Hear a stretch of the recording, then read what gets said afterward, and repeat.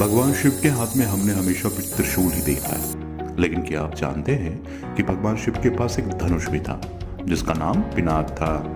यह धनुष इतना शक्तिशाली था कि इसके एक टंकार मात्र से बादल फट जाते और पर्वत हिलने लगते थे।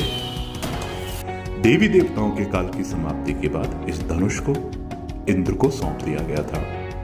बाद में इंद्र ने राजा जनक के पूर्वज निमि के ज्येष्ठ पुत्र देवराज को सौंप दिया था। शिव धनुष उन्हीं की धरोहर स्वरूप राजा जनक के पास सुरक्षित रखा था।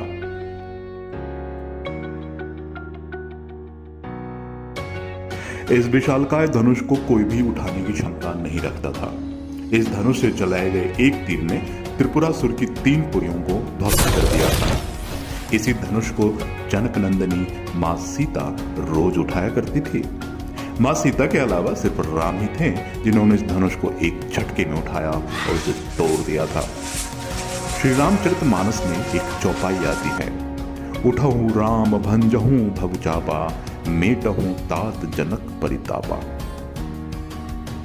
गुरु विश्वामित्र ने जब भरी सभा में राजा जनक को पीड़ा और संताप में देखा तो उन्होंने श्री राम से कहा, भव सागर रूपी इस धनुष को तोड़कर राजा जनक की पीड़ा का हरण करो। इस चौपाई में एक शब्द आता है भवचापा, अर्थात इस धनुष को उठाने के लिए शक्ति की नहीं बल्कि प्रेम और निरंकार की जरूरत थी, क्योंकि विश्वामित्र को पता था कि कोई दैवीय गुणों से युक्त व्यक्ति ही इस धनुष को उठा सकता था।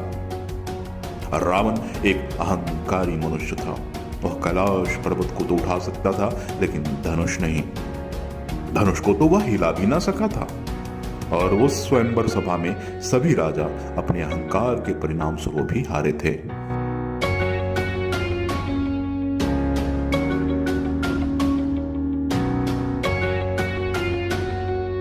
जब मर्यादा पुरुषोत्तम श्री राम के धनुष उठाने की बारी आई तो उन्होंने सबसे पहले धनुष को प्रणाम किया और उसकी परिक्रमा की।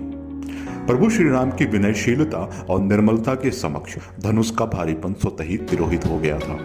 और जब प्रभु श्री राम ने उस धनुष को प्रेम पूर्वक उठाया और प्रत्यंचा चढ़ाई और उसके झुकते ही धनुष खुद ब खुद टूट गया था। कहते हैं जिस प्रकार सीता मां शिव जी का स्मरण करके सहज भाव बिना बल लगाए धनुष को उठा लेती थी, उसी प्रकार धनुष को उठाने का प्रयास प्रभु श्री राम ने किया और सफल रहे। मित्रों, अगर आपको वीडियो अच्छी लगी तो इसे अपने दोस्तों के साथ, अपने परिवार वालों के साथ जरूर शेयर करें ताकि हम अपने सनातनी इतिहास को घर घर तक पहुंचा सके। जय श्री राम, जय महाकाल।